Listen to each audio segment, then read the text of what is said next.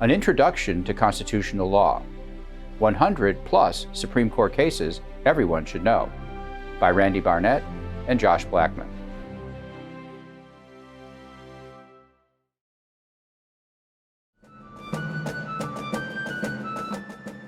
District of Columbia versus Heller, 2008. The Second Amendment provides a well-regulated militia being necessary to the security of a free state. The right of the people to keep and bear arms shall not be infringed. In 2008, the Supreme Court considered whether the District of Columbia's handgun ban violated the Second Amendment. District of Columbia law bans handgun possession by making it a crime to carry an unregistered firearm, prohibiting the registration of handguns. D.C. resident Dick Heller worked as a D.C. special policeman who was required to use a firearm at work to protect federal judges. He applied to register a handgun he wished to keep at home, but the district refused. Heller challenged the constitutionality of the district's handgun ban. He was represented by Alan Gura, a civil rights attorney in Virginia, Robert Levy of the Libertarian Cato Institute, and Clark Neely of the Institute for Justice. The court sharply divided by a 5-4 vote. Justice Scalia wrote the majority opinion. The majority found that the Second Amendment guarantees an individual right to have and use arms for self-defense in the home. Let's start with the text. The Second Amendment has two portions. First, the prologue, prefatory clause, or preamble provides a well-regulated militia being necessary to the security of a free state. Second, the operative clause provides the right of the people to keep and bear arms shall not be infringed. Justice Scalia acknowledged that the Second Amendment's prefatory clause creates an interpretive difficulty. Specifically, the prologue causes some people to think that it confers only a collective rather than an individual right. Justice Stevens took that position. The preamble clearly contemplates the use of arms in a militia. Justice Scalia responded, the prologue cannot limit the scope of the operative text. Therefore, the court began its analysis by studying the operative provision. We conclude, after examining many uses of keep arms and bear arms contemporaneous with and prior to the adoption of the Second Amendment, that it means pretty much what it means today, to have and carry weapons. Those old sources refute the notion that bear arms alone or keep and bear arms in combination has an exclusively military connotation. Justice Scalia explained that in 1791, it was universally understood that the Second Amendment incorporated into the federal Constitution a pre-existing right of Englishmen set forth in the 1689 English Bill of Rights. Next, the court returned to the prefatory clause. The militia consisted of all male citizens capable of military service. That was thought to be a protection against not only attack from abroad, but tyranny at home. The lesson learned, if the people cannot have arms, there will be no people's militia. Therefore, the court found that the original meaning of the prefatory clause was entirely consistent with the original meaning of the operative clause. The two clauses go together beautifully. Since we need a militia, the right of the people to keep and bear arms shall not be infringed.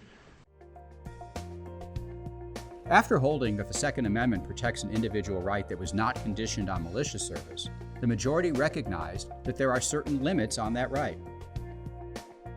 Like most rights, the Second Amendment right is not unlimited.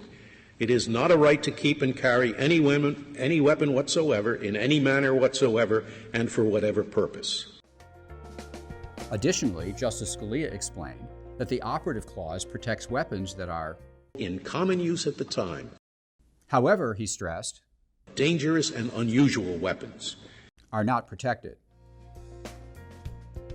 Lower courts would repeatedly cite this limitation on the types of weapons protected by the Second Amendment. The court also gave some examples of other gun regulations that are permissible under the Second Amendment.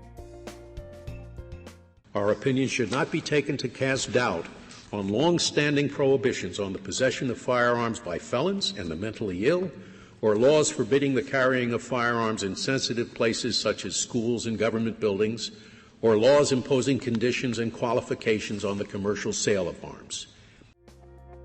In an otherwise exemplary originalist opinion, this passage lacked any originalist analysis or support.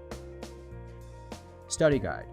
Does Justice Scalia limit the scope of the individual right based on the original public meaning of the Second Amendment? If not, what method does he use? After deciding that the Second Amendment protects an individual right, the court would then have to decide the appropriate level of scrutiny. Solicitor General Paul Clement argued on behalf of the Bush administration. He urged the court not to use strict scrutiny to review gun laws. Instead, the government urged the court to adopt the intermediate scrutiny standard that we propose. If you apply strict scrutiny, I think that the result would be quite different, unfortunately. Chief Justice Roberts did not think it was necessary to identify the appropriate level of scrutiny. I'm not sure why we have to articulate some very intricate standard. For example, with respect to the First Amendment, the court's tests developed over the years. Roberts expressed a lack of enthusiasm for the court's levels of scrutiny approach. He observed, I don't know why when we're starting afresh we would try to articulate a whole standard. Ultimately, the court would follow the Chief Justice's lead. The majority did not adopt strict scrutiny or intermediate scrutiny for that matter.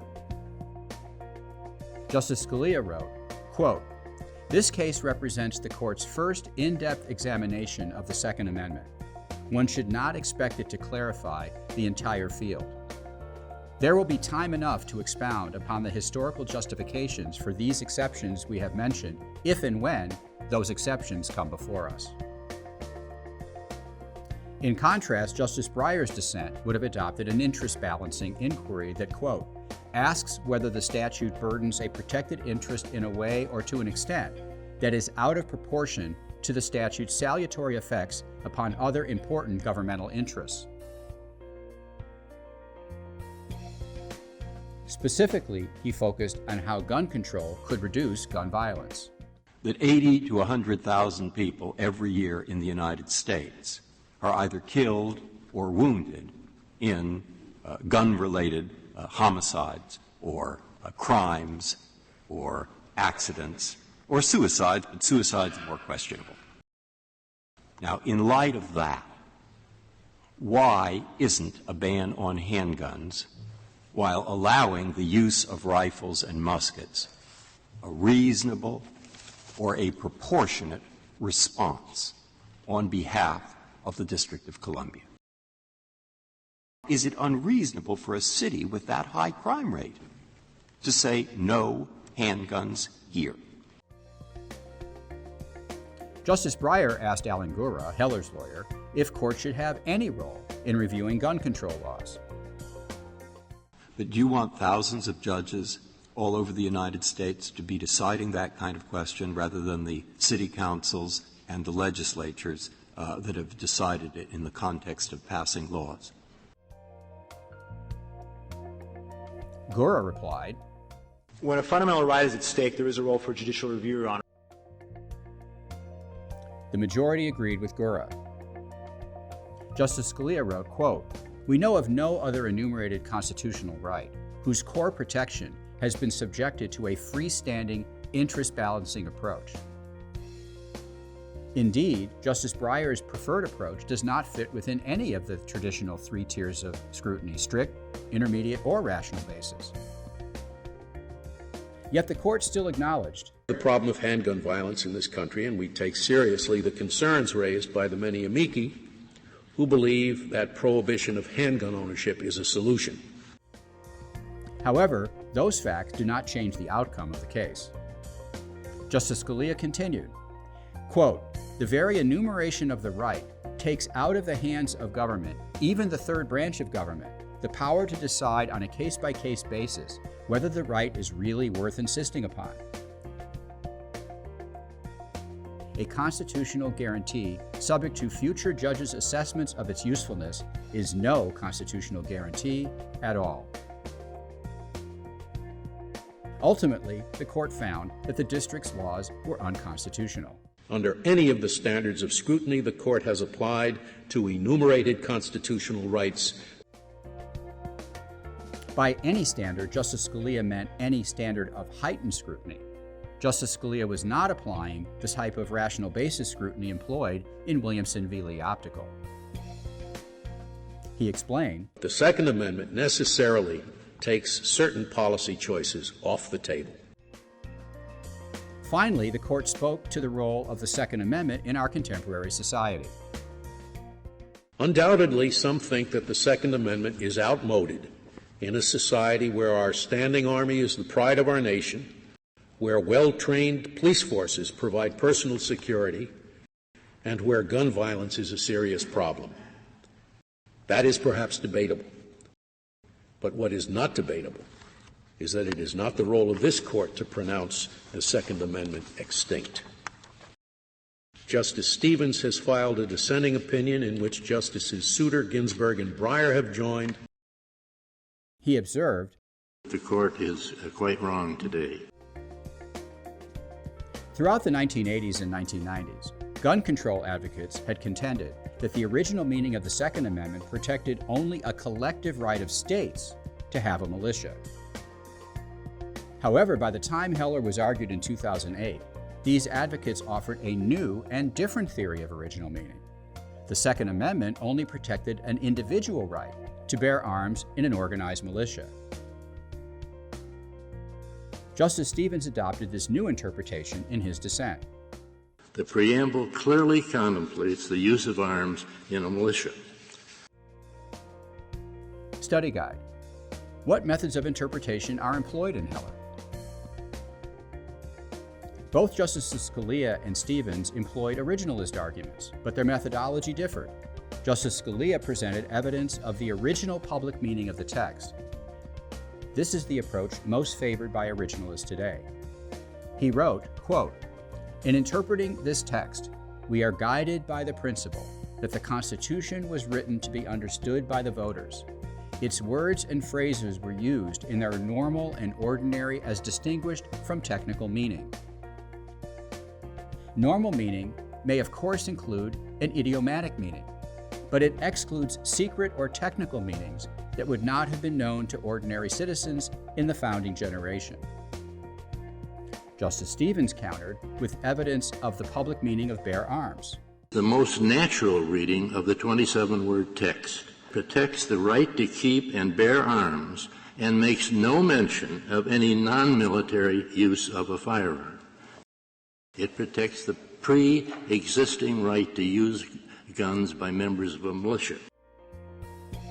To this he added arguments based on the intentions of the framers of the amendment. James Madison and those who participated in the deliberations leading to the enactment of the amendment considered and rejected proposals similar to the majority's approach.